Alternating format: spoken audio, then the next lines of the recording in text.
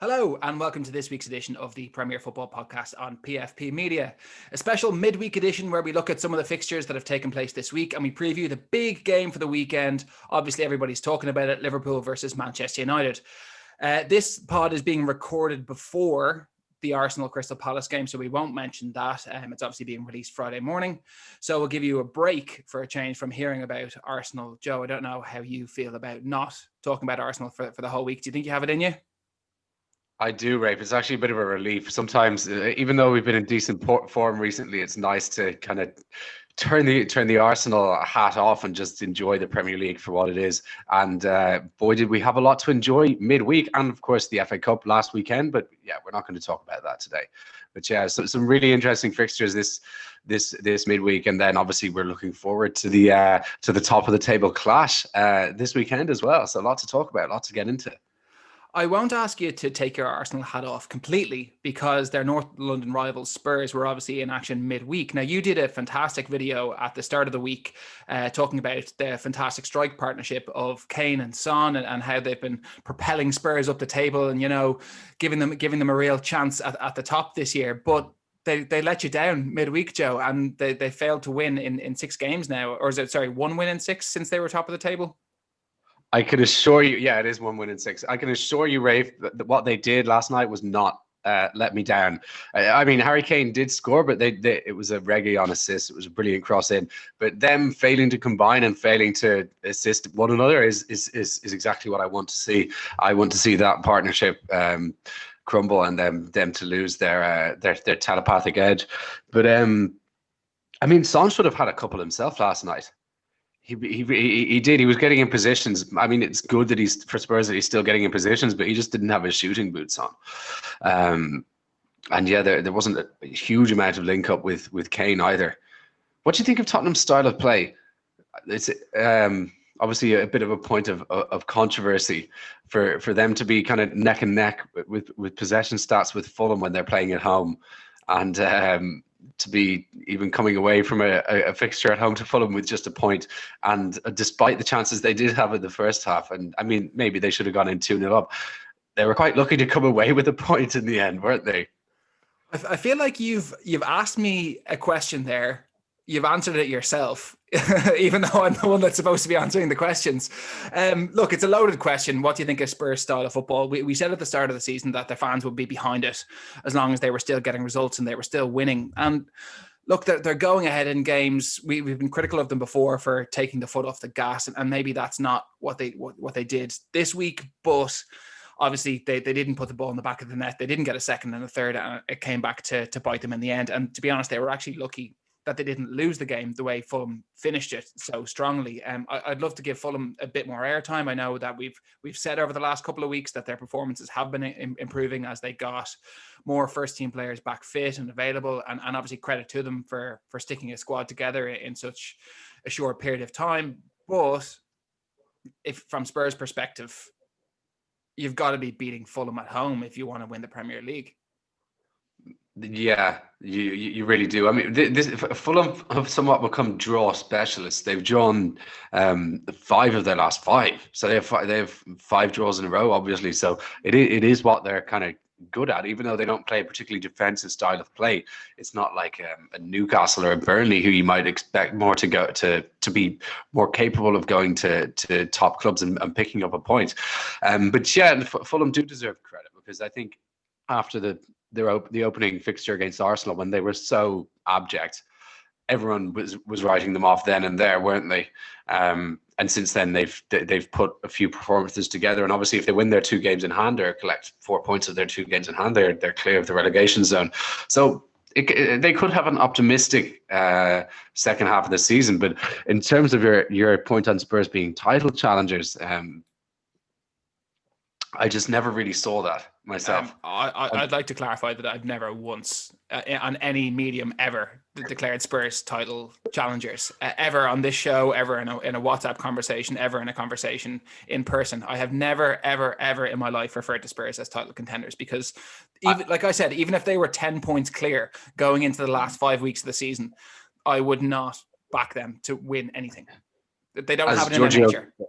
as Giorgio Chiellini so eloquently put it a few years ago, it is the history of the Tottenham, and unfortunately for Spurs in recent years that has been the case. But yeah, I mean, they would have been hoping that they could build on their early season form and find some consistency, because obviously they did start the season very well. They were top of the league after as recently as December 6th, but since then they've collected just one win in their last 6 Premier League fixtures, and that was a routine 3-0 win at home to Leeds. And if you look at those two teams, you'd have to say that Leeds are the perfect opposition for Tottenham, and Tottenham have had a little bit of a tricky run of fixtures, but it's nothing incredible. I mean, they lost at home to Leicester, didn't they? They drew with Wolves. They've obviously drawn with Fulham. Rafe's taking a bite of apple for anyone who's listening at home rather than watching on YouTube, which if anyone watched our show last year will know that is a cardinal sin. I was once chastised for eating Pringles, for opening a tub of Pringles on the show, and Rafe's gone for a crunchy apple. In my defense, and I'm talking with my mouth full now because I don't want to chew into the mic, I've had an incredibly stressful evening trying to prepare for this show. We've had some technical. Rafe has had some technical difficulties. Yeah, that's sustained technical difficulties and system updates and camera crashes, and I was far too hungry to deal with all of the drama. So I started an apple before we started recording, and it's now beginning to go slightly brown, staring at me, and I have to eat it before it's totally inedible. So apologies for that. I was trying to do it discreetly without chewing into the microphone, but it's obviously been drawn to the attention of the audience there, Joe. I appreciate it. Look, there were some other games midweek to move on from Spurs. We want to talk about Manchester City last night, who continued on winning ways. Interestingly, I had a look at the Premier League table from last year after 17 games, which is in and around the stage we are now. Manchester City, after 17 games, had 3 more points than they do today, and obviously they have a game in hand. So Manchester City are doing exactly this season what they were doing last season, and they're one of the only clubs that are actually on par with where they are. So I think it's interesting, considering how much grief they were given at the start of the season. They've only had to go on a run of winning 3 or 4 games in a row to suddenly be considered title challengers again and being up there at the right end of the table.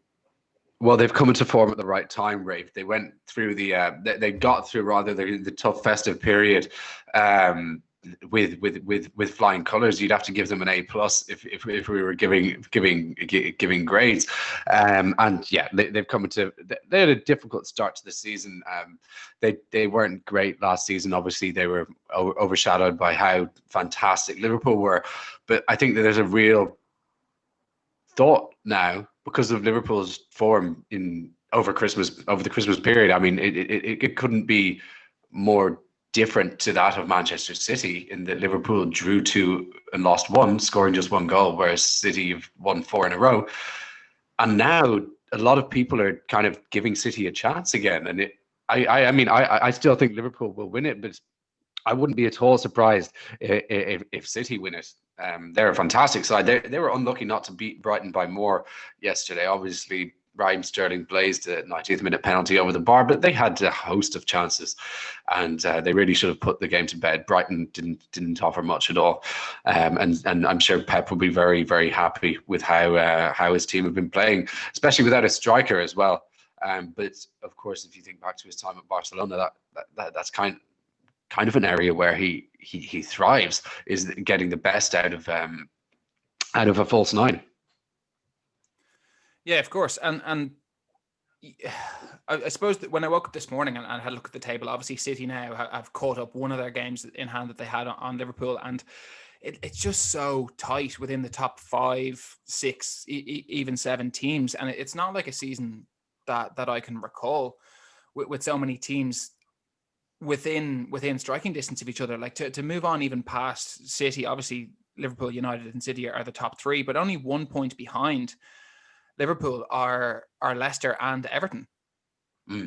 And Leicester are actually 7 points worse off than they were at this stage last season, and Everton are dramatically improved themselves. Southampton and Aston Villa were sitting 16th, 17th and 18th in the table at this stage last season. So those 3 clubs have obviously come on massively. But Everton's result over Wolves I didn't see coming personally. Wolves have obviously lost a little bit of their defensive solidity this season, and they're obviously without Raul Jimenez.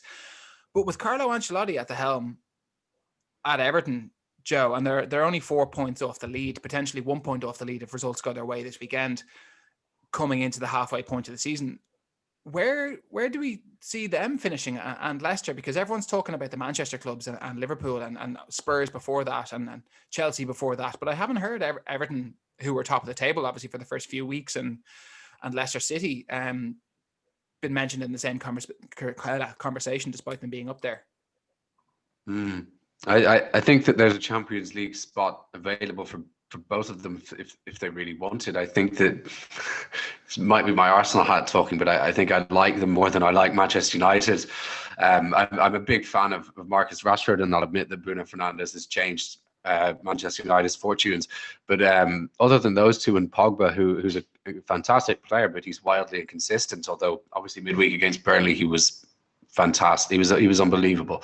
But if you go through the rest of their squad and their coaching staff, I don't think they're up to much. And I think the fact that they haven't had to play any of the top 6 away from home has something to do with them being where they are on the table right now. They're yet to beat.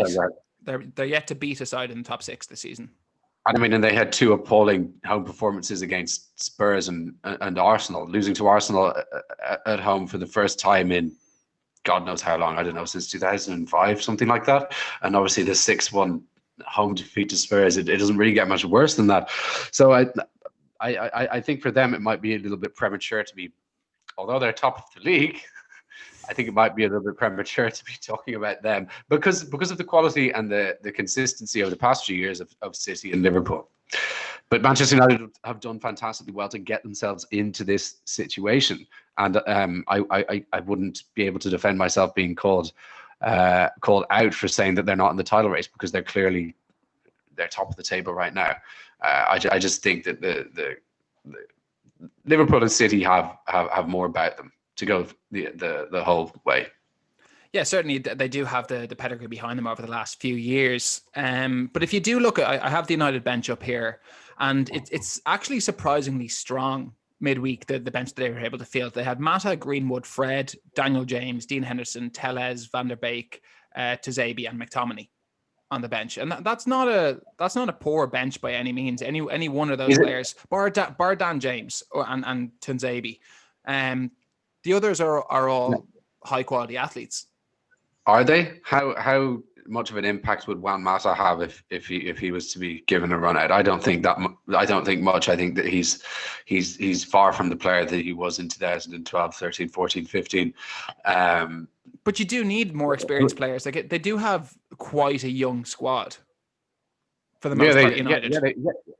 They do. I'm just saying I don't think that he would have much of an effect on the game if he came on. I'm just going to pull up his stats right now for the last couple. Yeah, but I mean, if you were to pull up James Milner's stats at the same time, they mightn't be overly impressive. James Milner's not an attacking player. Mata hasn't scored a Premier League goal since 2018-19. So James Milner's not an attacking player. He's a defensive central midfielder, a working central midfielder. Mata is an attacking midfielder. He's a number 10 or a right winger, left-footed right winger. Mason Greenwood, I think, is a great talent, but he's inconsistent because he's young. They can't be expecting him to be a game changer every time he plays. Yes, he's going to have moments, but he's not going to be a game changer every single time he plays. If you look at Marcus Rashford, 2-3 years ago, he was very inconsistent. It's only really in the last 12 months or so that he's become the player that he is now and become the reliable presence that he is. Like I said, for me, Bruno and Rashford are there too, and Pogba. Those are their 3 quality players. But that aside, I don't really think they're up to much, and they're a bit lucky to be where they are.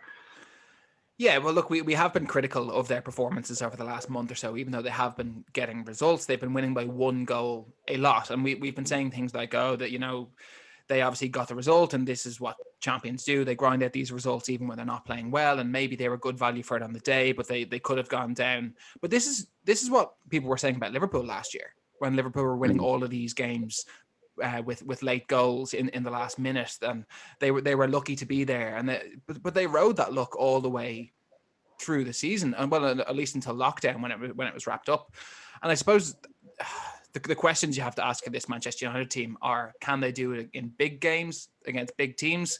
Because they've yet to prove that, and can they do it if they're missing one of these star players like Rashford or Bruno? If one of them picks up an injury that rules them out for 6 or 8 weeks or something, where does that leave the rest of the team? So I suppose those are the only two questions that Manchester United have to answer. Yeah, I mean, I accept that point. Just to counter it, Liverpool had collected the highest second points, runners-up points ever the year before, losing just one game. They'd also won the Champions League, and the year before that, they got to the final of the Champions League. Contrast that with Manchester United, who've performed pretty abjectly in Europe. They've obviously dropped out down into the Europa League. They came third in their Champions League group, and it wasn't a particularly difficult Champions League group either. I think great Manchester United teams get past that. They've also lost 4 semi-finals in a row under Ole Gunnar Solskjaer, I think can they do it in big games? They're not. With the exception of the odd performance against Manchester City in the Premier League, because Solskjaer, to be fair, does seem to have got a number over Pep a couple of times in recent seasons. They obviously thrashed Chelsea at the start of last season. They haven't been doing it when it matters most. So I don't, because what I've said about their squad, I think that they have 3 really top players and the rest are, give or take, they're not the best. I don't really rate Ole Gunnar Solskjaer as a manager, although he's not as bad as some people make him out to be. And I think that when the going gets tough, like it has done in cup competitions, they haven't performed. So I just don't see the ingredients for a title challenge, past February, past this time next month or at the end of February. I just don't see it. If you look back at obviously the last couple of seasons, it's just been City and Liverpool, but almost all, earlier on in the season, we had Spurs who are up there. I believe that this is just Man United's turn to be up there, but they won't last the pace. It's very difficult to last the pace. I suppose what they have going for them is in the last 2-3 seasons, we've seen Manchester City and Liverpool post ridiculous points totals. They're winning just an outrageous number of games, like the likes of which we haven't seen for years, and we probably won't see again. Now, look, it's definitely plausible that City go on a run or Liverpool go on a run and they post 90 points. It's still possible, but Liverpool had 49 points at this stage last season. To put that in perspective, United, top of the league, now have 36, which is 11 better than they were at this stage last season. So they are obviously improving, but it's still nowhere near the numbers that those great Liverpool and City teams had been putting up. So I suppose people are just waiting to see who's going to go on this run, who is going to take off. And at the moment, it looks like it's going to be City, because they're not conceding goals. They're finding a way to win games by 1 goal. Even if they should be winning by 3 or 4, that they're not getting bogged down, they're not drawing, and they're obviously the ones in form at the moment coming into the new year. They have a strong squad. We know that they can rotate through European competitions, and it wouldn't be unlike them to go out and sign a big name in January either.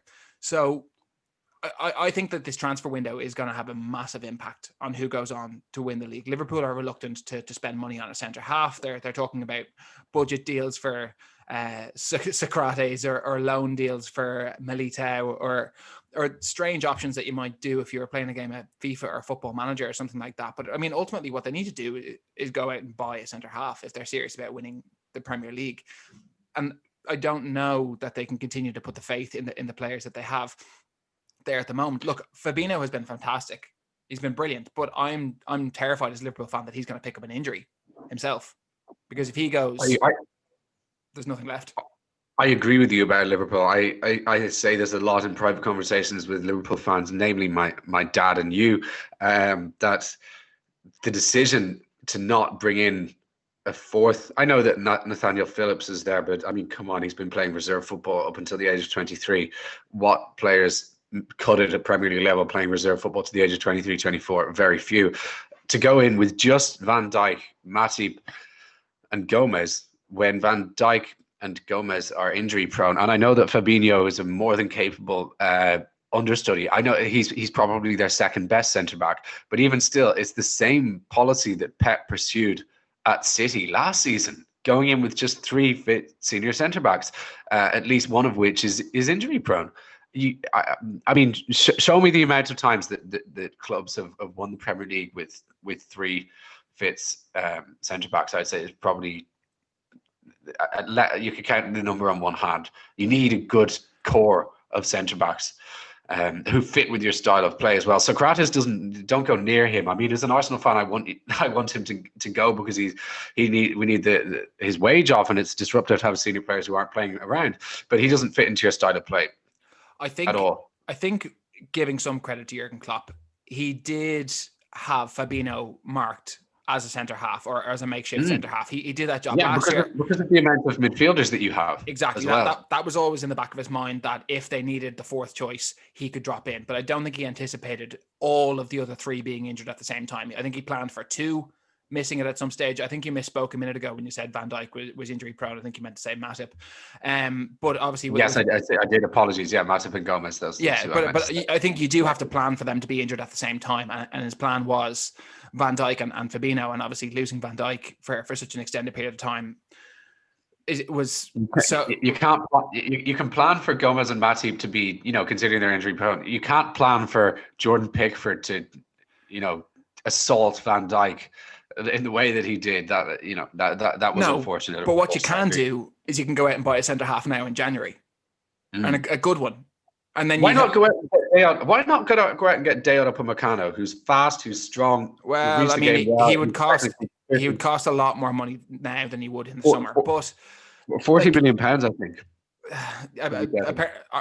Leipzig don't want to sell him now. They're happy to sell him in the summer, but they don't want to let him go mid-season. But there are options out there for centre halves, and even if it's not the centre half of their dreams, they need to go out and get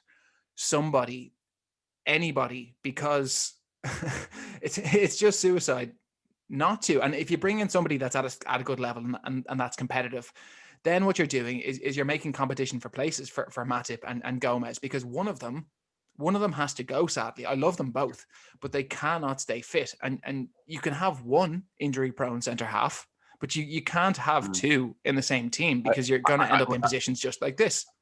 I agree, and you need to do the same with Naby Keita and Alex Oxlade-Chamberlain. You need to make a judgment call there, because you can't have 2 centre midfielders on £140,000 a week each who can't stay fit at the same time. So you need to...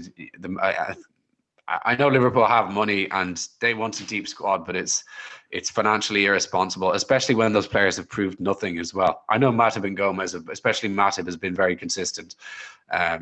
He would probably be very unlucky. Well, I wouldn't say that either of them. Matip was integral in winning the Champions League in 2019, and Gomez was instrumental in winning the Premier League in 2020. So I mean, they have both proved their worth to the club, but it's just a fitness issue. And like, Oxlade-Chamberlain has proved his worth in big games with big goals against the likes of Manchester City in a couple of games off the top of my head, but he plays so rarely. And Naby Keita looks good when he plays, and he's exciting and he's explosive, but he misses genuinely more games than he plays, and he's not out with cruciate ligament injuries like Ox is.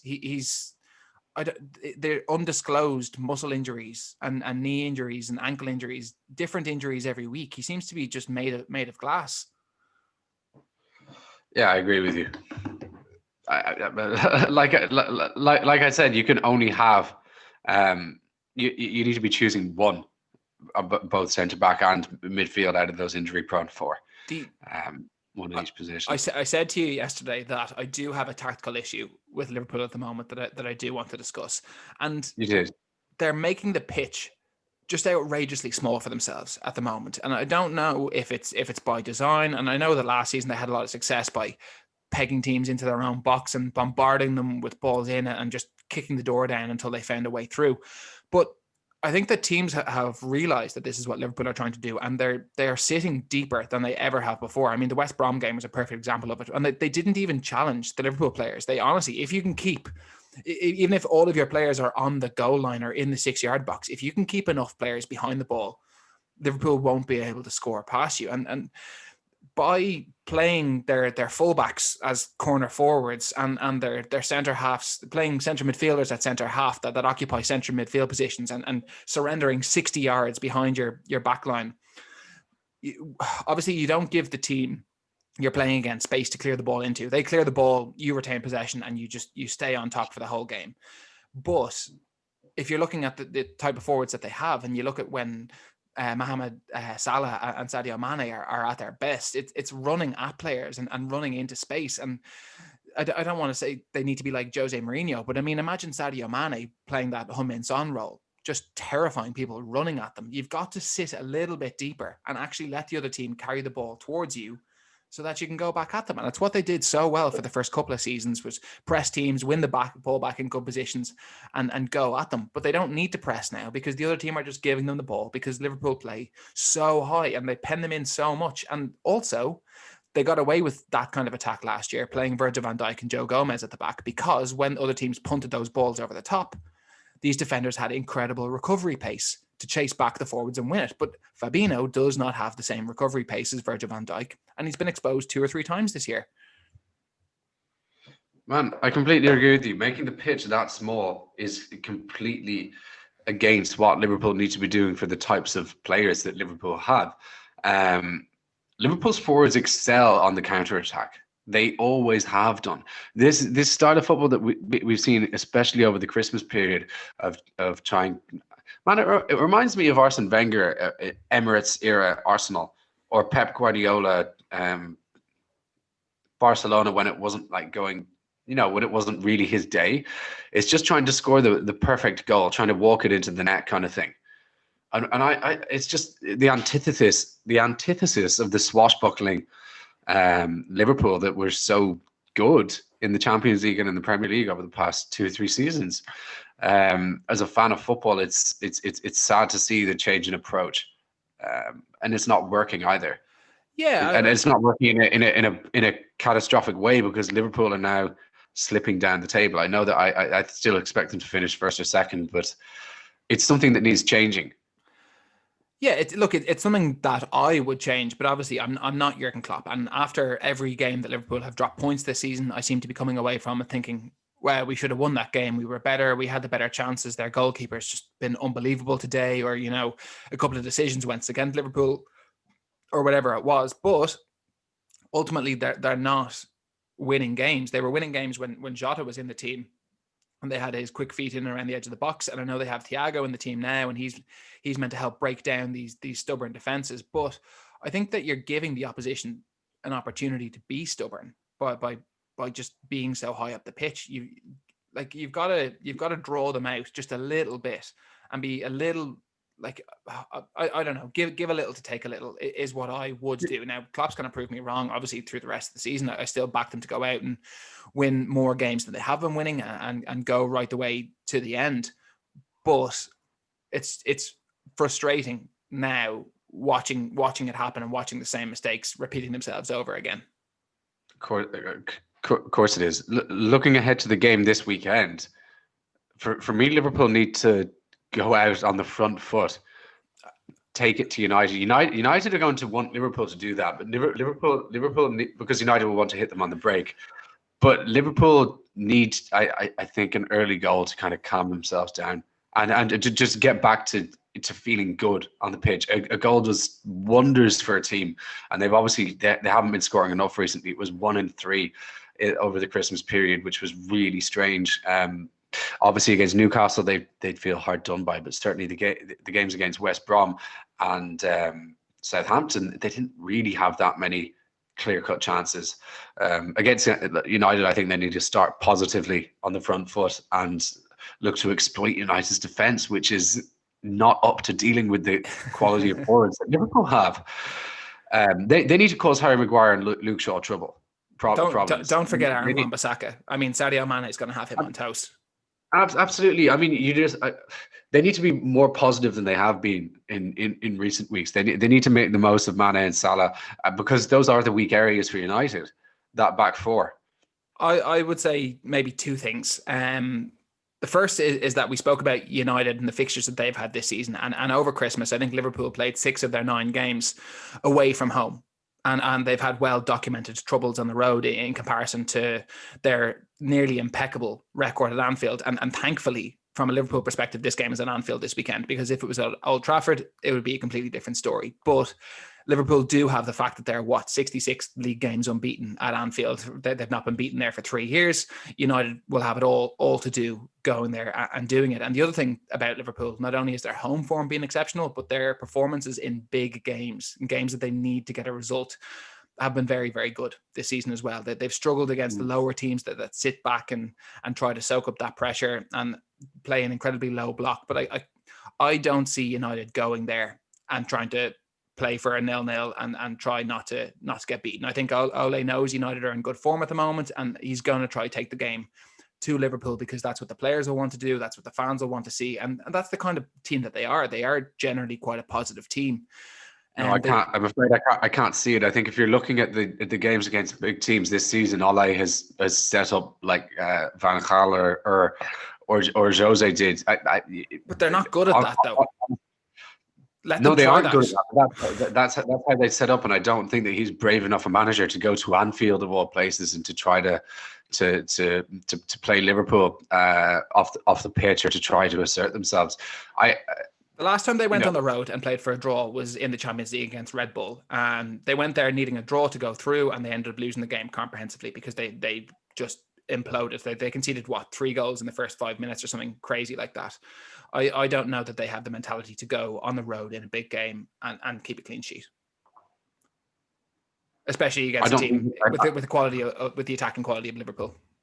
I don't think that they have it in them either. But I think that looking at I'm not saying keep a clean sheet, but above all else, try to nick a win. Maybe is a better way of putting it. I'm just trying to go through their results in the last. Yeah, like that loss against Arsenal, they did nothing. They just let Arsenal have the ball pretty much. United were awful on the ball. The game against City was dire as well. Yeah, the game against Chelsea was dire as well. That was a 0-0. The Manchester derby was awful. I think they'll try to. I think that's the approach the proof is in the pudding for me. If you're looking at those games that they've played already, the Arsenal game, the Spurs game, the Chelsea game, the Leipzig game, and the City game, that's 5 times this season where they've approached a big game in a negative way, and they haven't got the. But maybe you're right. Maybe that says that he's going to change his policy now. But I think I can't see it. I think it would be too much of a risk for them. Okay. Well, look, Joe, I really appreciate all of your thoughts and views tonight. As always, I'm really happy that we did manage to get this show done in the end. There was no more technical issues. I hope it sounds good. I hope everyone can see us. I hope that it's gone down without a hitch. Thanks for all the great work you've been doing, putting up articles on the website, putting out new feature videos. Again, I know we mentioned it at the top of the show. I'm sure there'll be another one out next week. We might even do 2 podcasts next week because I think there are more midweek fixtures. So guys, there's loads of content coming your way from the newly established PFP Media. Be sure to like this video or subscribe to the YouTube channel, subscribe to the audio platform that you're listening on, because the fun just keeps on coming, and this promises to be one of the best Premier League seasons in recent memory. Joe, thanks very much. Thanks, Rafe. Talk to you later. Thanks, guys. Take care. Bye.